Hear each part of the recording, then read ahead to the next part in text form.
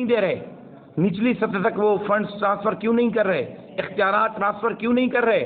اب کی صورتحال یہ ہے کہ اس بلدیاتی بل میں یہ کہا ہے اگر کوئی مخالف کہیں جیت کے بھی آ گیا، کوئی ٹاؤن انہوں نے جیت بھی لیا، تو چیف منسٹر کو یہ اختیار حاصل ہوگا کہ اس کے اختیارات کو سلب کر دے، اس کے اختیارات کو ختم کر دے۔ جیتا ہوا ہوگا لیکن اختیارات نہیں ہوں گے، اور کوئی جیت کر آ جائے اس کی مرضی کا بندہ تو چیف منسٹر کو اختیار حاصل ہوگا کہ اس کے اختیارات کو بڑھا دے۔ تو یہ دوہرا معیار کیوں؟ چیف منسٹر کون ہوتا ہے اختیارات کم کرنے اور اختیارات بڑھانے والا؟ سب کو برابری کے بنیادوں پر اختیارات ملنے چاہیے۔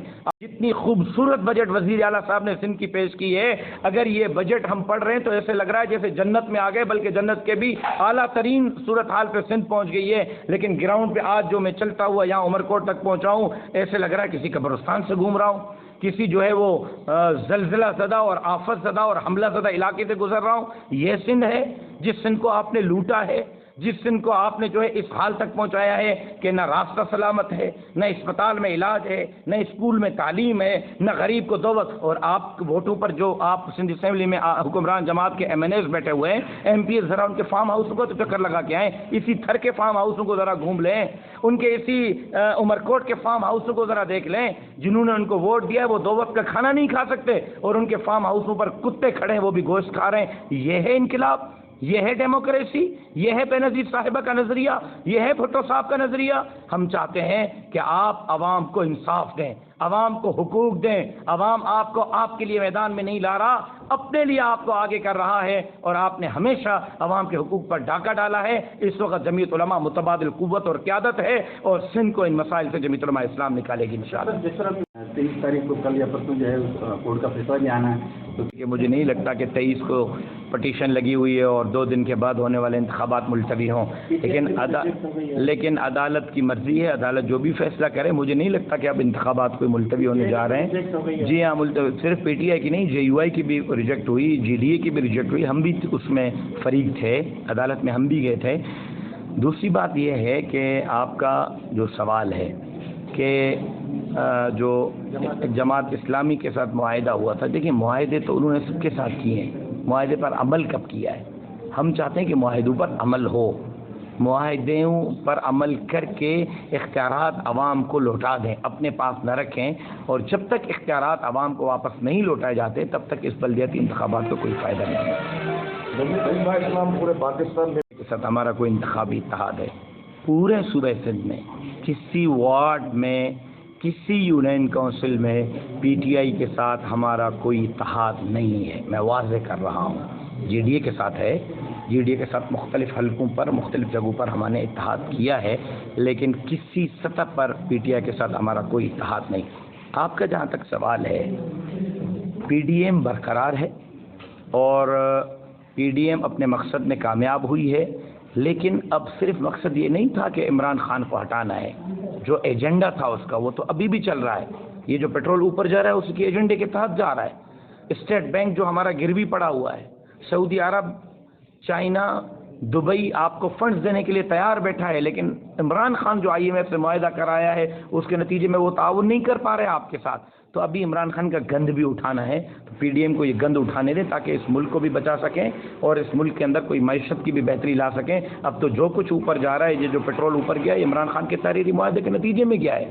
چائنا فنڈ نہیں دے رہا ہے، عمران خان کے تحریری معاہدے کے نتیجے میں نہیں دے پا رہا۔ سعودی عرب فنڈ نہیں دے پا رہا، عمران خان کے تحریری معاہدے کے نتیجے میں نہیں دے پا رہا۔ دبئی فنڈ نہیں دے پا رہا، عمران خان کے تحریری معاہدے کے نتیجے میں نہیں دے پا رہا۔ تو اب تک تو ہم عمران خان کے جو تحریری معاہدے ان کو خمیازہ بھگت رہے ہیں، اب جا کے وہ چیزیں ٹھیک ہوئی ہیں اور آئی ایم ایف کے ساتھ اس کے جو شرائط ہے وہ کسی نتیجے پر پہنچے، آگے پھر اب ہم نے اپنی پالیسیاں بنانی ہیں تاکہ عوام کو کچھ ریلیف دے سکیں۔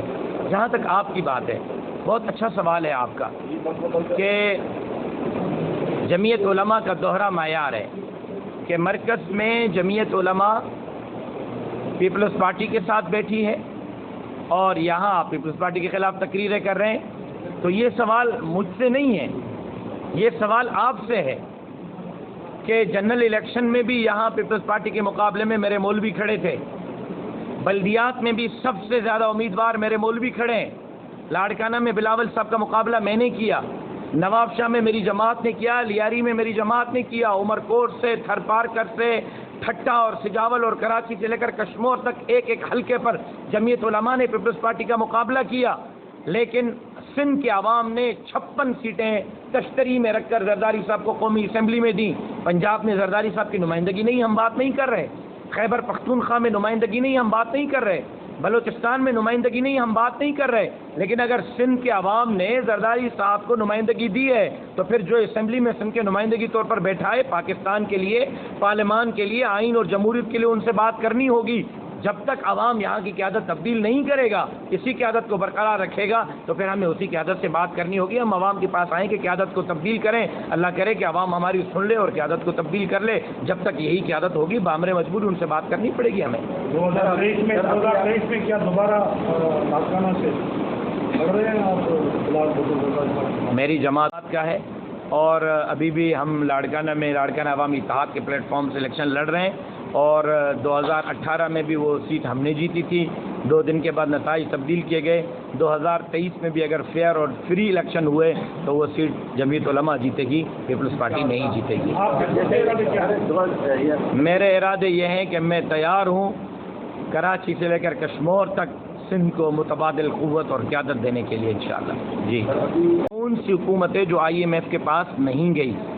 ہر حکومت گئی ہے، ہر حکومت نے قرضے لیے ہیں، لیکن 1947 سے 2018 تک کے قرضے، 1947 سے 2018 تک کے معاہدے اٹھا کر دیکھ لیں، 2018 سے 2022 تک کے معاہدے اٹھا کے دیکھ لیں، 3 سال کے قرضوں میں بھی فرق ہے، 3 سال کے معاہدوں میں بھی فرق ہے۔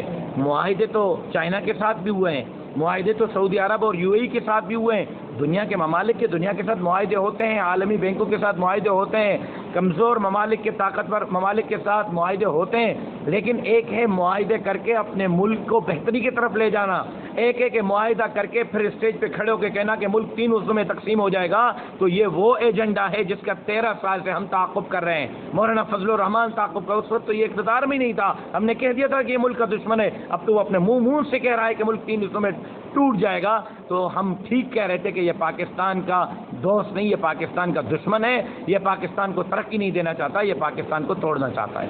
2023 کے الیکشن میں آپ PTI کا کوئی مستقبل دیکھتے ہیں عمران خان سے کہ اس کا پھر کوئی عمران خان کہتے ہیں کہ میں پوری قوت کے ساتھ آؤں گا تو ہوتا ہے اسٹیپ لے کے؟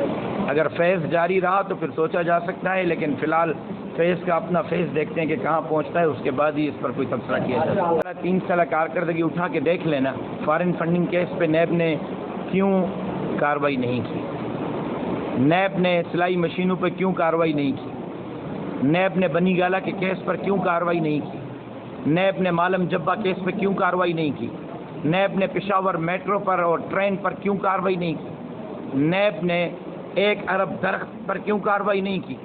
چیخ رہے ہیں ان کے اپنے ساتھی جو ان کے ساتھ تھے، جو ہیلی کاپٹر بھر بھر کے جہاز بھر بھر کے بندے لا کے اس کو وزیر اعظم بنا رہے تھے، آج وہ خود ثبوت لے کے کھڑے ہوئے ہیں۔ نیب کیوں کارروائی نہیں کر رہا؟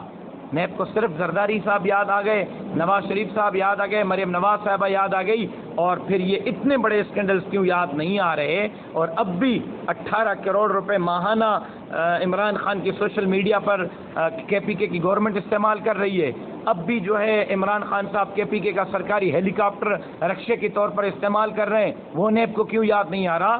ہم سمجھتے ہیں کہ نیب انتقامی ادارہ ہے، ادارے ہونے چاہیے، ہم اداروں کے مخالف نہیں، لیکن اداروں کو ذاتی مقاصد اور ذاتی دشمنی پر استعمال نہیں کرنا چاہیے، اکاؤنٹیبلٹی ہونی چاہیے، تو بلا جو ہے وہ ایک کسی اثر کے بغیر کسی زور کے سب کی برابری کے بنیاد پر ہونی چاہیے۔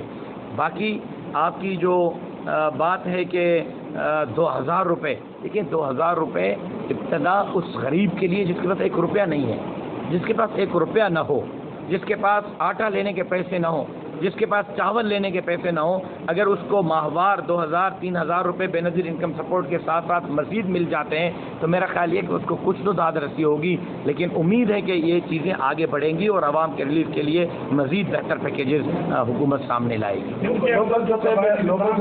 میری کسی کی ذات پر کوئی تنقید نہیں ہوتی، نہ میری عادت ہے کہ میں کسی کی ذات پہ تنقید کروں، یہ PTI کی عادت ہے، میری نہیں ہے، میرے بڑوں نے میری تربیت نہیں کی، میرا ایک بڑا اچھا سردار شاہ کے ساتھ دوستانہ اور برادرانہ تعلق ہے، میری جو نقطۂ نظر ہے وہ سندھ حکومت اور اس کی کارکردگی ہے۔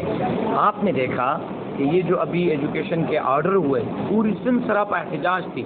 3 کیٹیگریز رکھی گئی، 35 نمبر، 45 نمبر، 50 نمبر. ہندو 45 پہ، اور جو خاص ان کے اپنے وزیر اعلیٰ صاحب کا علاقہ 45 نمبر پہ، سردار شاہ صاحب کا اپنا علاقہ 45 نمبر پہ، فلاں وزیر کا علاقہ 45 نمبر پہ، فلاں پیپلز پارٹی کے خاص آدمی کا علاقہ 45، اور باقی پوری سندھ 50 نمبر پہ. یہ دوہرا معیار کیوں؟ کیا مراد علی شاہ کے حلقے میں رہنے والے بندے سندھ کے باشندے ہیں؟ کیا سردار شاہ کے حلقے میں رہنے والے بندے سندھ کے باشندے ہیں؟ کیا خورشید شاہ کے حلقے میں رہنے والے سندھ کے باشندے ہیں اور باقی سندھ والے سندھ کے باشندے نہیں ہیں؟ ہندو جو ہے وہ 45 نمبر پہ، باقی پورا سندھ 50 نمبر پہ. کیوں؟ ہندو سندھ کے باشندے ہیں، مسلمان سندھ کے باشندے نہیں ہیں. تو میرا مقصد یہ ہے کہ آپ میرٹ پہ روزگار دیں، برابری کے بنیاد پر روزگار دیں. انگوٹھے چھاپ جو ہے 18ویں گریڈ پہ پہنچ جاتے ہیں اور پی ایچ ڈی کرنے والے وہ ڈگریاں لے کر ٹھوکریں کھا رہے ہیں اور ان کو کوئی روزگار نہیں ملتا. کیوں؟ یہ سیاسی بنیادوں پر، یہ الیکشن کے بنیادوں پر نوکریوں کا سلسلہ بند ہونا چاہیے، میرٹ کے بنیادوں پر ملنا چاہیے. اور یہ میرا مطالبہ ہے اور سب سے ہے. اگر کوئی منسٹر صاحب اپنی طرف سمجھتے تو لاکھ دفعہ سمجھے. میرا یہ مطالبہ کسی ایک فرد سے نہیں ہے، یہ حکومت سے مطالبہ. گولیوں میں چھلنی جنازہ اٹھایا، اور وہ میری ذات کا یا میرے خاندان کا یا میرے گھر کا نقصان نہیں تھا، وہ سندھ کا نقصان ہے. سندھ کا فرد خالد محمود سومرو کے خون میں انصاف چاہتا ہے. لیکن 8 سالوں سے میں عدالت کے چکر کاٹ کے تھک گیا ہوں، لیکن مجھے میرے والد کے خون میں انصاف نہیں مل رہا. پھر یہ قبائلی سردار ہوں گے نا، پھر یہ قبائلی جرگے ہوں گے نا، پھر اس طرح معاملات حل ہوں گے نا. جب عدالت انصاف نہیں دیں گے تو قوم کہاں جائے گی؟ لوگ کہاں جائیں گے؟ بہت ساری جگہوں پر اچھے فیصلے ہوتے ہیں جس میں خون ریزی کے 100 200 300 قتل کے مقدمات ہوتے ہیں، فوری حل ہو جاتے ہیں، امن قائم ہو جاتا ہے، برادریاں امن میں آ جاتی ہیں. امن امان کی صورتحال کے لیے اگر اس طرح کے اقدامات اٹھائے جا رہے ہیں تو اچھی بات ہے. عدالت انصاف نہیں دے گی تو پھر اس طرح سے انصاف لوگ لیں گے. میں چاہوں گا کہ عدالت فوری انصاف دے تاکہ پھر لوگوں کو ادھر ادھر دیکھنا نہ پڑے، عدالت سے باہر فیصلے نہ کرنا پڑے. آپ دوستوں کا بہت بہت شکریہ، شکر گزار ہوں آپ